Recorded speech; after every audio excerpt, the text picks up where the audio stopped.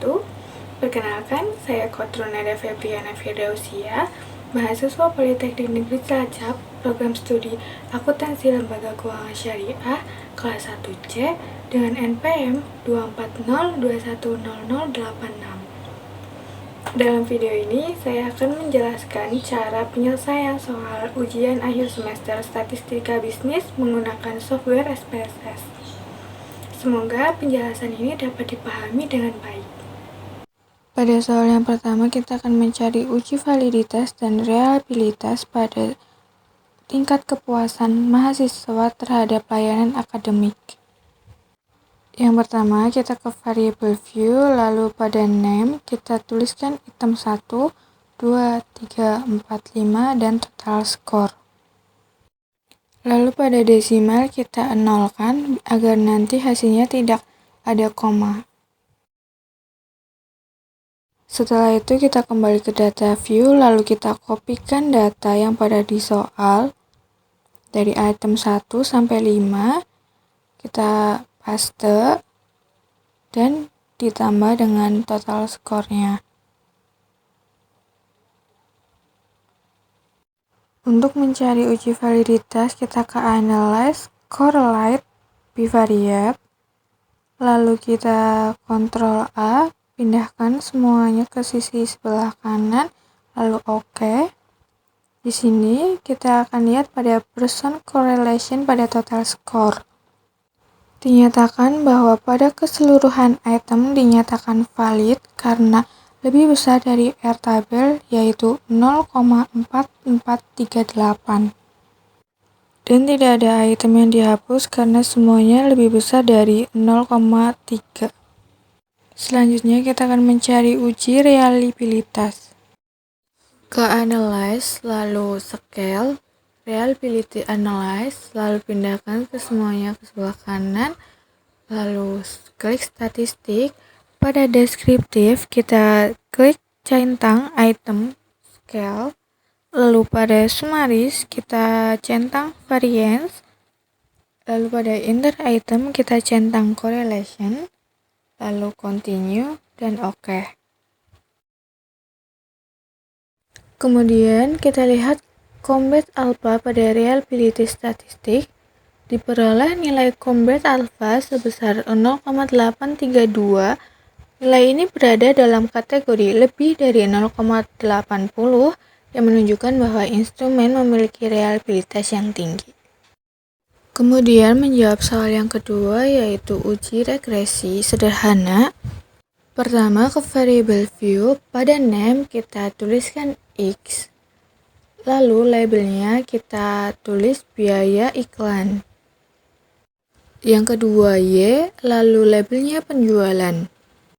Kemudian ke data view, lalu kita kopikan data biaya iklan dan penjualan.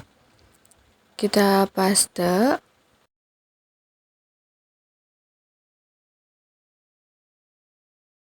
Lalu untuk mencari uji regresi, kita ke analyze, regression, linear. Lalu dependent kita isi Y dan independent kita isi X. Lalu pada statistik, pastikan estimate tercentang dan model fit tercentang. Lalu pada plots, centang pada histogram. Lalu pastikan metode adalah enter. Kemudian OK.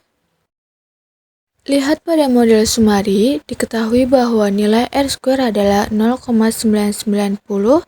Ini menunjukkan bahwa 99% variasi penjualan dapat dijelaskan oleh biaya iklan dan sisanya 1% dijelaskan oleh faktor lain. Kemudian pada ANOVA diketahui nilai signifikansi sebesar 0,000 yang membuktikan bahwa hubungan antara kedua variabel tersebut signifikan secara statistik pada tingkat signifikansi 5% atau 0,05.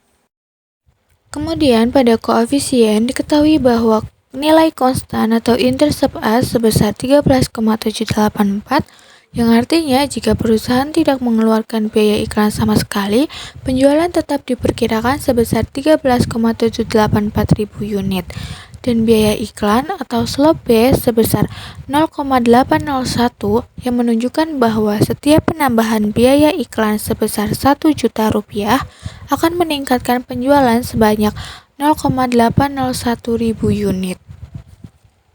Kemudian menjawab soal nomor 2.3, jika perusahaan mengalokasikan biaya iklan sebesar 45 juta rupiah, berapakah perkiraan penjualan menurut model regresi?